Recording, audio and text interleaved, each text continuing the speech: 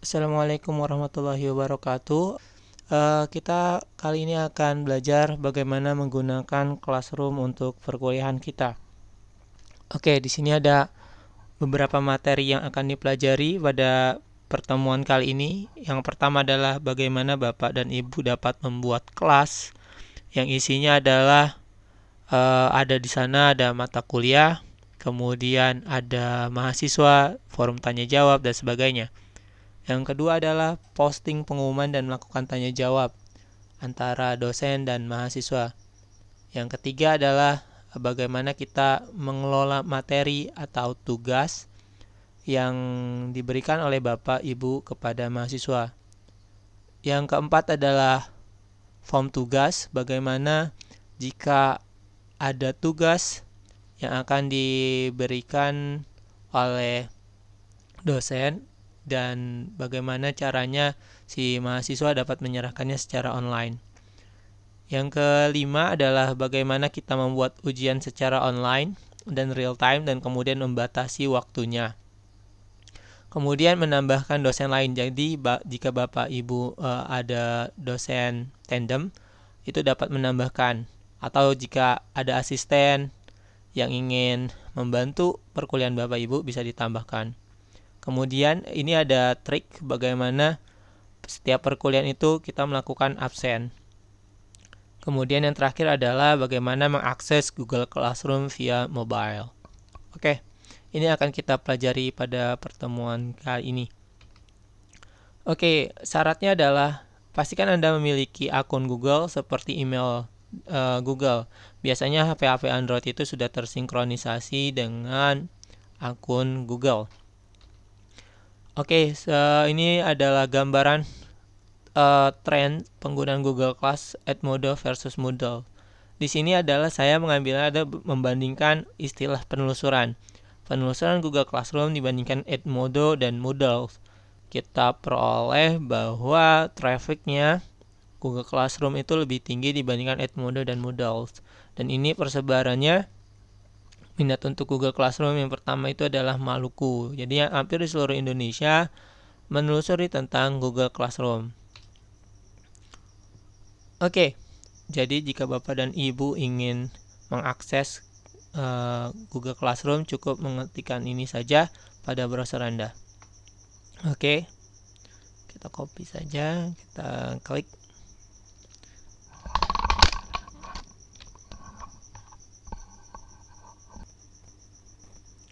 Ini adalah tampilan beberapa perkuliahan yang saya pernah ajar.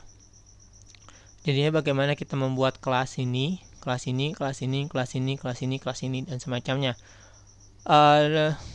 Caranya cukup mudah. Di sini saya mencoba pakai akun Google yang lain. Untuk membuat kelas itu cukup mudah, hanya cukup menekan tombol ini, tanda plus di atas kanan, kemudian pilih create class. Continue. Ini bagian yang akan nanti muncul pada Google Class Anda. Di sini misalkan saya, karena class name bisa kalau di universitas itu banyak sekali. Di sini saya membaginya berdasarkan mata kuliah saja. Ini kalau misalkan Bapak Ibu guru atau pengajar di sekolah bukan perguruan tinggi, mungkin bisa menuliskan IPA 2 atau IPA 3 dan semacamnya, kelas 9 dan 10.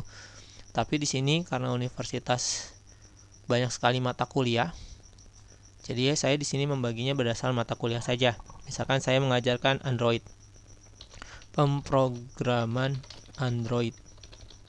Di sini katakanlah saya mau kasih keterangan 2020 SI. Oke. Sectionnya ini adalah deskripsinya, ini bisa dikosongkan. Subjeknya itu sebenarnya mata kuliahnya apa, tapi saya sudah menaruhnya di sini jadi keterangannya. Karena ini nanti akan tulisannya itu fontnya akan besar sekali, yang lainnya kecil. Ruangannya saya tidak ada, sectionnya misalkan saya kasih deskripsi saja.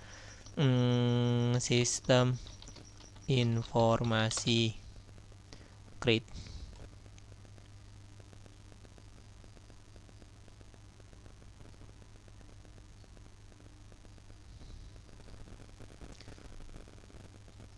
Ini adalah kelas yang berhasil Bapak Ibu buat.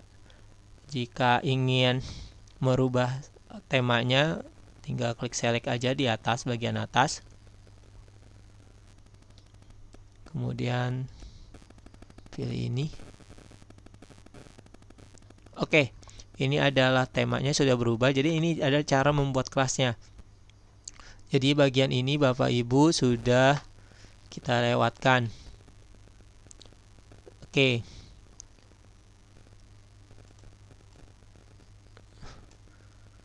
Oke, Bapak Ibu, di sini ada kode kelas.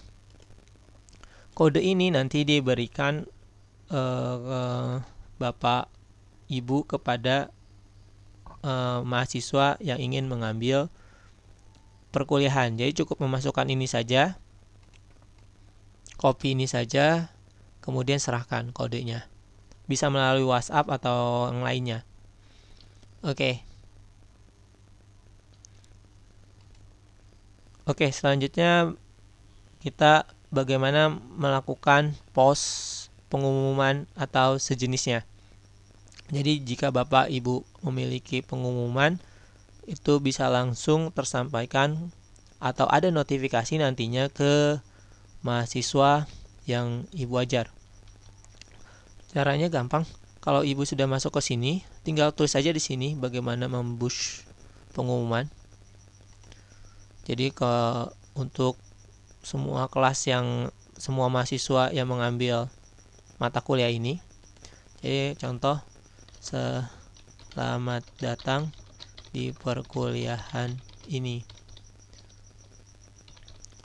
Untuk perkuliahan perdana dimulai tanggal 10 September 2020.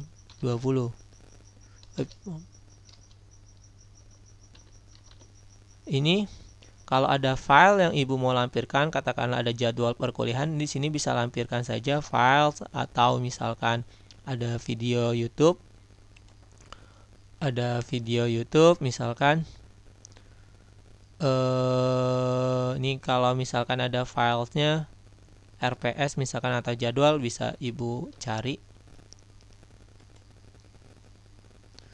Ibu kirim. Jika ada file YouTube misalkan juga bisa. Kemudian jika sudah fix seperti ini, post saja. Selesai. Maka ini nanti akan muncul di halaman mahasiswa, ada notifikasi, ada pesan masuk. Jika mahasiswa ingin melakukan tanya jawab, bisa di sini. Nanti ini mahasiswa akan bisa menjawab di sini. Atau misalnya Ibu mau melengkapi pertanyaan yang ini kurang, pernyataan yang ini kurang, Ibu bisa tambahkan, Bapak Ibu bisa tambahkan misalkan ralat menjadi tanggal 21. Oke. Hanya cukup seperti ini saja Bapak Ibu sekalian, bagaimana memposting pengumuman. Oke, di sini bagaimana mengelola halaman materi ajar. Jadi di sini bagian classwork nanti saya akan membaginya seperti ini. Ada tugas, materi, mungkin ada absen, dan semacamnya. Mungkin ada ujian juga. Caranya, Bapak Ibu masuk ke bagian classwork, kemudian create. Kemudian di sini saya akan membaginya dulu agar rapi. Saya bagi beberapa menjadi beberapa topik. Misalkan ada absensi, add, kemudian create lagi, materi perkuliahan. Kemudian saya bagi lagi, Kemudian saya bagi lagi. Di sini saya ada tugas.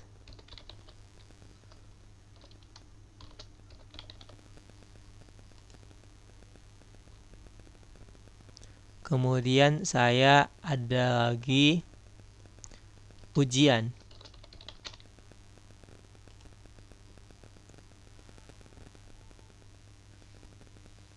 Oke, saya sudah merapikan seperti ini. Jadinya nanti kalau ada materi yang dikirim oleh Bapak Ibu sekalian akan rapi. Jadinya kalau Bapak Ibu punya materi, katakanlah saya pertemuan pertama. Saya pertemuan pertama itu akan mengupload materi. Bagian kita di sini material. Jadi Bapak Ibu kalau mau mengupload materi, bagian material. Oke, ini untuk pertama kali saja munculnya titelnya misalkan pengenalan rekayasa perangkat lunak. Oke, di sini misalkan penjelasannya apa? Saya di sini saya kosongkan saja. Topiknya saya mau pilih ke materi saja, materi perkuliahan. Add. Nah, jika Bapak Ibu punya video YouTube atau semacamnya atau misalkan filesnya bisa di sini.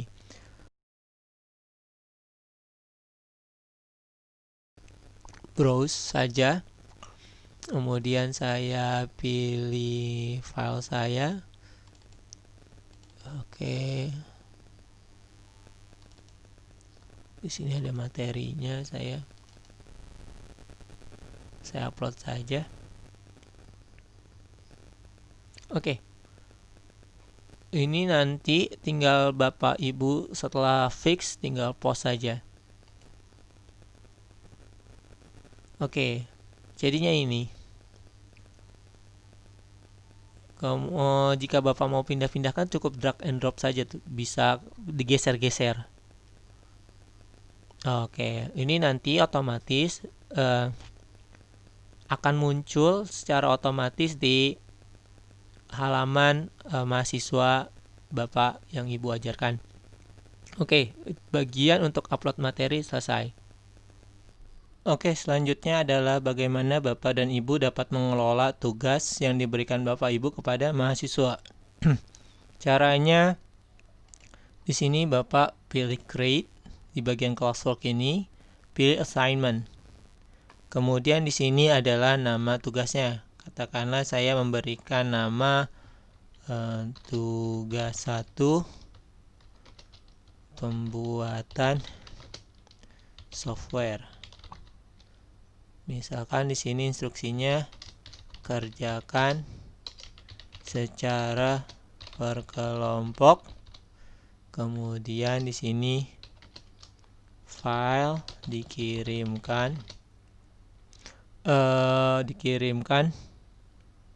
dalam bentuk zip dengan format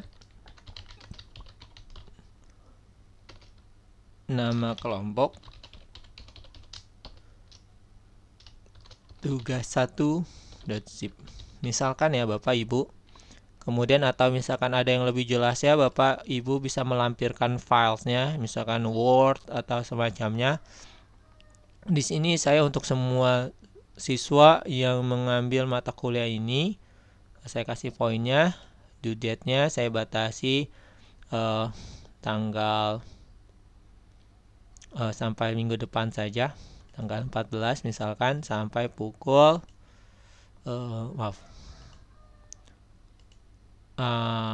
ya ini timesnya saya batasi sampai jam segini. PM artinya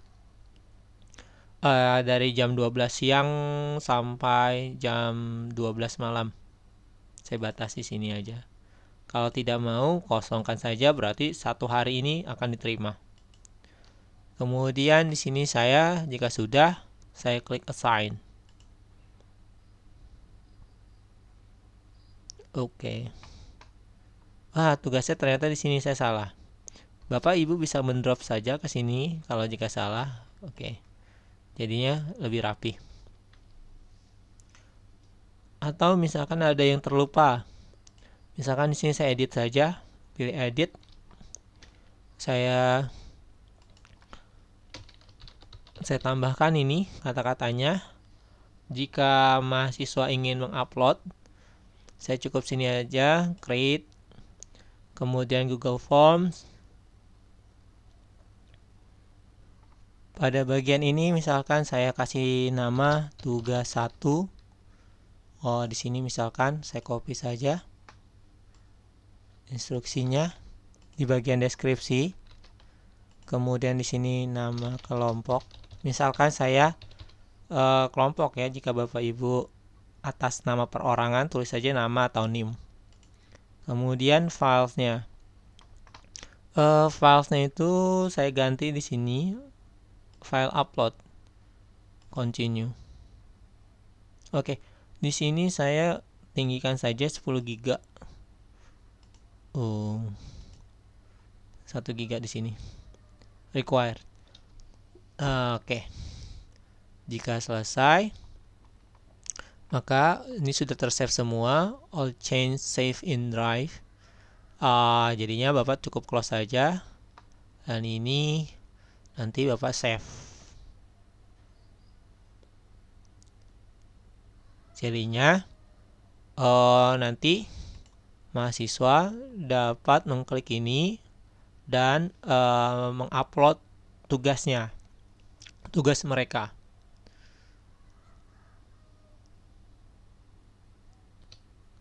Oke, selanjutnya adalah bagaimana Bapak dan Ibu dapat membuat form ujian online yang nanti bisa diisi oleh mahasiswa. Caranya sama, masuk ke bagian classwork sini, kemudian create, kemudian kasih quiz assignment. Di sini misalkan quiz assignment itu bisa berarti juga UTS atau UAS jika Ibu UTS atau UASnya ingin dilakukan secara online. Katakanlah saya di sini adalah UTS. UTS misalkan kerjakan dalam waktu 90 menit. Oke. Kemudian di sini saya kasih UTS saya set saja waktunya sampai tanggal hari ini juga. Jamnya 11.59. Katakanlah ini assign. Maaf belum. Kita isi dulu soalnya. Misalkan di sini UTS, saya kasih nama UTS. Sama pertanyaan 1, siapa presiden kedua Republik Indonesia. Oke, di sini kalau misalkan gambar, Bapak Ibu bisa mengklik ini, upload, cari filesnya. Misalkan saya ada di picture,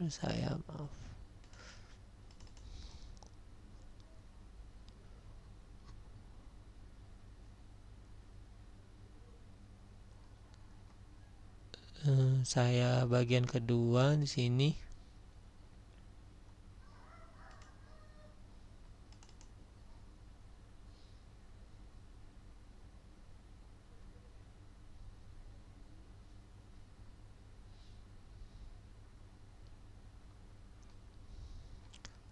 Jika pilihan Bapak Ibu tidak ada foto atau gambar, cukup di sini diketikkan saja Soeharto.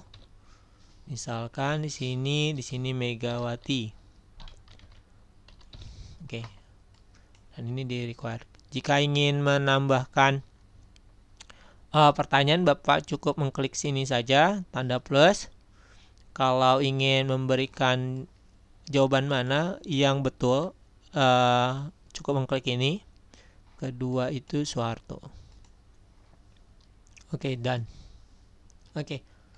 Jika mau menambahkan pertanyaan cukup ini. Misalkan 5 ditambah 4 sama dengan 10, 2, 1,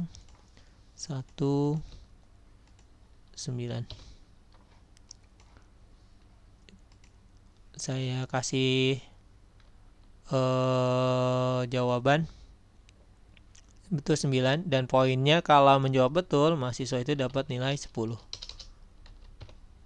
Ini juga sama. Oke. Yang di atas kita cek dulu apakah sudah saya berikan nilai. Masih 0, saya kasih poin 10. Oke.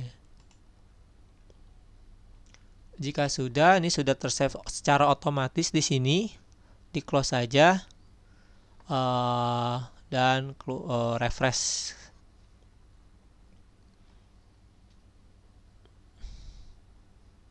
Ini masih draft. Saya edit. Dan kalau sudah, ini klik assign. Nah, jika ingin langsung ke bagian bawah, pilih saja bagian ujian, kemudian assign.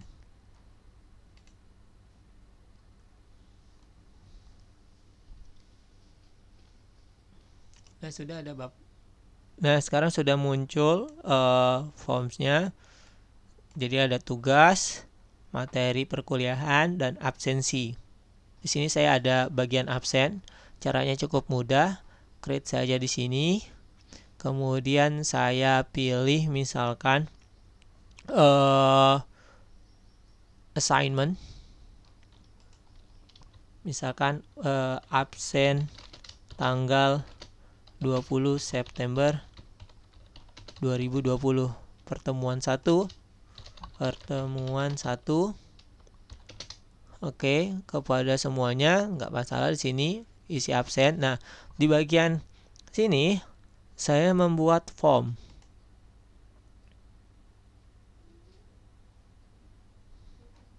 Saya membuat form di sini adalah absen tanggal 20 September 2020. Ini masukkan saja NIM-nya sama nama. Oke. Sudah selesai untuk membuat absennya. Ini sudah kesimpan, close saja, dan kita set di sininya bagian ke absensi. Kemudian assign.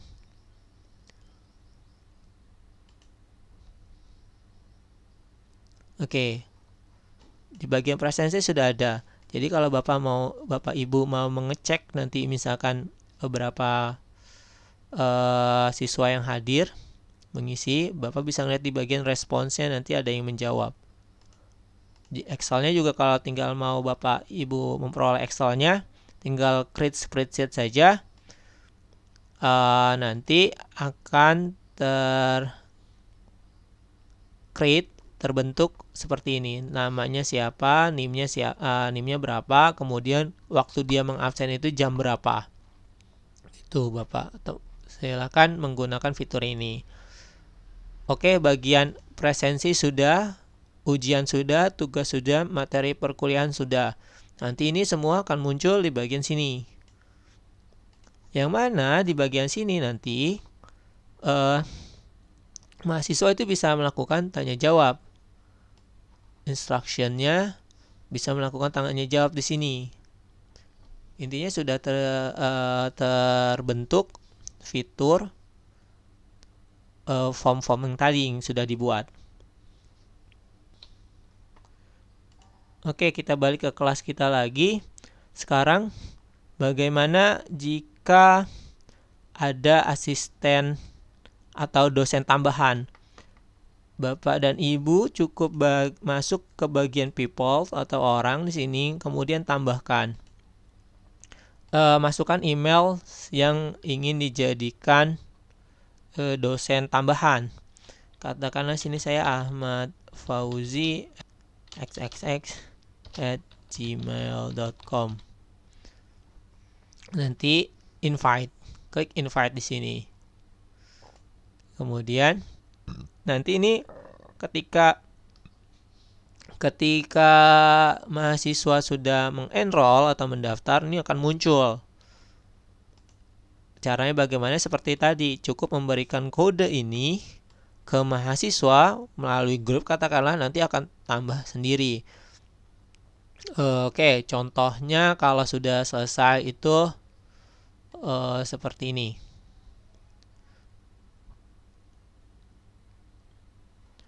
Jadi ini ada saya ngajar pemrograman. Katakanlah di sini saya ada mahasiswa yang sudah mendaftar. Gitu streamnya. Oke. Kemudian kita balik lagi ke kelas saya. Ini pakai akun saya yang lain. Nanti itu ada keterangan di sini. Ada event-event atau kegiatan yang muncul untuk kedepannya. Misalkan ada di sini kan tadi kita sudah membuat tugas 1, akan muncul di mahasiswa juga akan muncul nanti. Di sini akan ada tuh reviewnya. Ada UTS, tugas 1 dan semacamnya yang sudah dinilai berapa orang sudah ada juga di sini. Jadinya Bapak dan Ibu lebih enak untuk memprogramnya. Oke. Di sini juga ada keterangannya. Nanti tugas 1 ada tugas-tugas ini akan muncul di sini. Di mahasiswa pun sama. Jadi sudah ada schedule yang muncul. Oke. Seksi berikutnya adalah bagaimana tampilannya di Android.